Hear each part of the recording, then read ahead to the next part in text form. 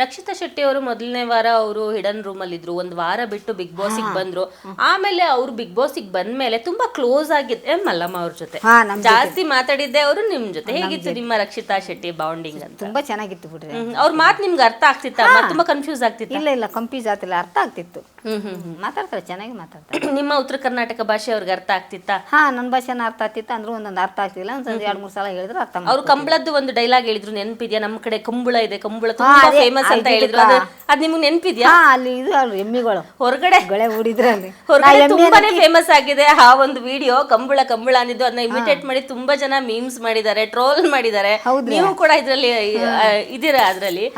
ಅದು ನಿಮ್ಗೆ ಗೊತ್ತಿತ್ತಾ ಸೀನು? ನೆನಪಿದ್ಯಾ ನಿಮ್ಗೆ? ಕಂಬಳದ ಬಗ್ಗೆ ಹೇಳ್ತಾರಲ್ಲ, ಅದೇ ಕಂಬಳ ಬಗ್ಗೆ. ನಾನು ಎಮ್ಮೆ ಅನ್ನಕ್ಕಿ, ಆಕಿ ಕಂಬಳ ಅನ್ನಕ್ಕಿ ಅಲ್ಲ ರೀ. ನಮ್ ಕಡೆ ಎಮ್ಮೆ ಅಂತ ನಾವ್ ಅಂತೀವಿ, ಇಲ್ಲ ಅದು ಕಂಬಳ ಕಂಬಳ ಅಂತ ಅಕ್ಕಿ ಅನ್ನಕ್ಕಿ ಅಂದ್ರೆ ನಿಮ್ ಭಾಷೆಲಿ ಕಂಬಳ ಅಂತಾರ ಅಂತ ನಾವು ಇಬ್ರು ಅರ್ಥ ಮಾಡ್ಕೊಂಡು ಸುಮ್ಮನೆ. ಅವ್ರ ಫೈನಲ್ ಅವ್ರಿಗೂ ರಕ್ಷಿತಾ ಶೆಟ್ಟಿ ಬರ್ಬೋದು ಅಂತ ಅನ್ಸತ್ತಾ? ಬರ್ಬೋದು, ಎಲ್ಲರಿಗೂ ಚಾಲ ಕಾಳ ಮತ್ತೆ ಇರ್ಬೋದು. ಅವ್ರು ಫೇಕ್ ಅನ್ಸತ್ತ ಅಮ್ಮ? ಅವ್ರು ನಿಜವಾಗ್ಲೂ ಅವ್ರು ಹೆಂಗಿದ್ದಾರೆ ಹಂಗೆ ಅಲ್ಲ ಆಟ ಆಡ್ತಿದ್ದಾರೆ ಅಂತ ಅನ್ಸತ್ತಾ? ಅಥವಾ ಅವ್ರು ಫೇಕ್ ಇದಾರೆ? ಈಗ ರಿಷಾ ಗೌಡ ಹೇಳಿದ್ರು, ಇಲ್ಲ ಅಶ್ವಿನಿ ಗೌಡ ಅವರು ಹೇಳಿದ್ರು ರಕ್ಷಿತಾ ಇಸ್ ಅ ಫೇಕ್ ಅಂತ ಹೇಳಿದ್ರು. ನಿಮ್ಗೆ ಹಂಗ ಅನ್ಸತ್ತಾ ರಕ್ಷಿತಾ ಶೆಟ್ಟಿ ನಿಜವಾದ ಆಟ ಆಡ್ತಿಲ್ಲ, ಅವ್ರು ಫೇಕ್ ಆಗಿ ಆಡ್ತಿದ್ದಾರೆ ಅಂತ ನಿಮ್ಗೆ ಅನ್ಸತ್ತಾ? ಜಾಸ್ತಿ ಮಾತಾಡ್ತಿದ್ರಿ ಹಾಗ.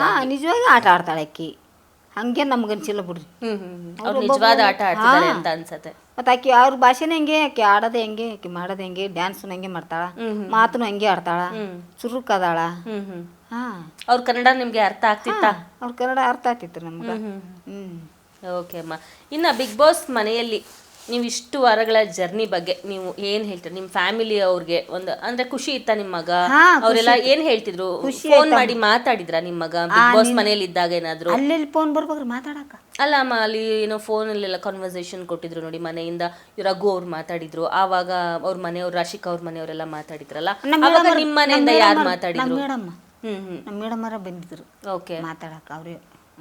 ಓಕೆ, ಮಾತಿನಮ್ಮಲ್ಲಿ ಮಲ್ಲಮ್ಮ ಅವರೇ 35 ದಿನಗಳ ಕಾಲ ಬಿಗ್ ಬಾಸ್ನಲ್ಲಿ ಇದ್ದು ಬಂದು ನಮ್ಮ ಗ್ಯಾರಂಟಿ ನ್ಯೂಸ್ ಜೊತೆ ನಿಮ್ಮ ಒಂದು ಅನುಭವವನ್ನು, ಬಿಗ್ ಬಾಸ್ ಜರ್ನಿಯನ್ನು ನಮ್ಮ ಜೊತೆ ಹಂಚ್ಕೊಂಡಿದ್ರ. ಕೊನೆಯದಾಗಿ ಏನು ಹೇಳ್ತೀರಾ ನೀವು ಬಿಗ್ ಬಾಸ್ ಮನೆ ಬಗ್ಗೆ? ಬಿಗ್ ಬಾಸ್ ಮತ್ತೆ ಏನಾದ್ರು ನಿಮ್ಮನ್ನು ಕರೆದ್ರೆ ಬಿಗ್ ಬಾಸ್ ಹೋಗ್ತೀನಿ ಅಂತ ಹೇಳ್ತೀರಾ, ಅಥವಾ ಏನಿದೆ ನಿಮ್ಮ ಫೀಲಿಂಗ್ ಬಿಗ್ ಬಾಸ್ ಮನೆಯಿಂದ?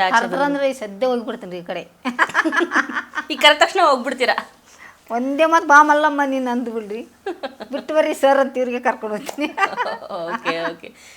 ನಿಮ್ಮ ಒಂದು ಹಳ್ಳಿಯಿಂದ ಬಂದವರು, ನಿಮ್ಮ ಥರನೇ ಒಂದು ಮಿಡಲ್ ಕ್ಲಾಸ್ ಪೀಪಲ್ಸ್ ನಾವೆಲ್ಲ ಇರ್ತೀವಲ್ಲ, ಹಾಗೆ ನಮ್ಮ ಥರ ಒಂದು ಮಿಡಲ್ ಕ್ಲಾಸ್ ಜೀವನ ಅನುಭವಿಸ್ತಿರೋರು ಕೂಡ ಒಂದು ಬಿಗ್ ಬಾಸ್ಗೆ ಬರಬೇಕು ಅಂತ ಆಸೆ ಇಟ್ಕೊಂಡಿದ್ರೆ ನಿಮ್ದೊಂದು ಸಂದೇಶ ಅವ್ರಿಗೆ ಅಂದರೆ, ಯಾರು ಬೇಕಾದರೂ ಬಂದು ನಿಮ್ಮಲ್ಲಿ ಟ್ಯಾಲೆಂಟ್ ಇದ್ರೆ, ಪ್ರತಿಭೆ ಇದ್ರೆ ನೀವು ಕೂಡ ಬಿಗ್ ಬಾಸ್ಗೆ ಬರ್ಬೋದು ಅಂತ ಒಂದು ಮಾತು ಹೇಳಿ ನಮ್ಮ ವೀಕ್ಷಕರಿಗೆ. ಧೈರ್ಯ ಇದ್ರ, ಟ್ಯಾಲೆಂಟ್ ಇದ್ರ, ಆಡ್ತೀವಿ ಅನ್ನೋ ಧೈರ್ಯ ಐತಂದ್ರೆ ನೀವು ಹೋಗ್ಬೋದು. ನನ್ನ ಖಂಡಿತ ಖಂಡಿತ ಎದುರ್ಕೋಬೇಡಿ. ಅಂದ್ರೆ ಯುವರ್ಸ್ ಅಂತ ಆಗಲ್ಲ, ಮುಂದಕ್ಕೆ ಟ್ರೈ ಮಾಡ್ರಿ, ಹಾಗೆ ಆಗ್ತೀರಿ, ಹೋಗ್ತೀರಿ ಬಿಗ್ ಬಾಸ್ ಮನೆ. ನೀವು ಸುದೀಪ್ ಸರ್ಗೆ ಭೇಟಿ ಮಾಡ್ತೀರಿ, ಸುದೀಪ್ ಸರ್ ಮಾತಾಡ್ತೀರಿ. ಓಕೆ, ಯಾರು ಅಲ್ಲಿರೋರಿಗೆ ಯಾರಿಗೆ ಆಲ್ ದಿ ಬೆಸ್ಟ್ ಹೇಳ್ತೀರಾ ನೀವು? ಬಿಗ್ ಬಾಸ್ ಗೆಲ್ಬೇಕು ಅಂತ ಯಾರಿಗೆ ಒಬ್ರಿಗೆ ಆಲ್ ದಿ ಬೆಸ್ಟ್ ಹೇಳ್ತೀರಾ?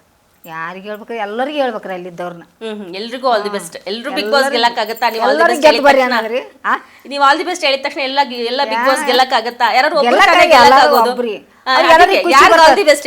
ಎಲ್ಲರಿಗೂ ಖುಷಿ ಅದಲ್ಲಿ. ಮಲ್ಲಮ್ಮ ಎಲ್ಲರಿಗೂ ಗೆದ್ದು ಬಾ ಅಂದಳು, ಅದ್ರ ಗೆಲ್ಲೋದು ಒಬ್ರೇ ರೀ, ಯಾರನ್ನ ಗೆದ್ದು ಬರ್ಲಿ, ಎಲ್ಲರೂ ಚೆನ್ನಾಗಿ ಆಟ ಆಡಿ ಎಲ್ಲರೂ ಗೆದ್ದು ಬರ್ರಿ ಅಂತ ಹೇಳಿ ಬಂದಿರ. ಓಕೆ, ಮಾತಿನಲ್ಲಿ ಮಲ್ಲಮ್ಮ ಅವರ ಇಷ್ಟೊತ್ತು ನಮ್ಮ ಗ್ಯಾರಂಟಿ ನ್ಯೂಸ್ ಜೊತೆ ನಿಮ್ಮ ಬಿಗ್ ಬಾಸ್ ಜರ್ನಿಯನ್ನ ಹಂಚ್ಕೊಂಡಿದ್ರ.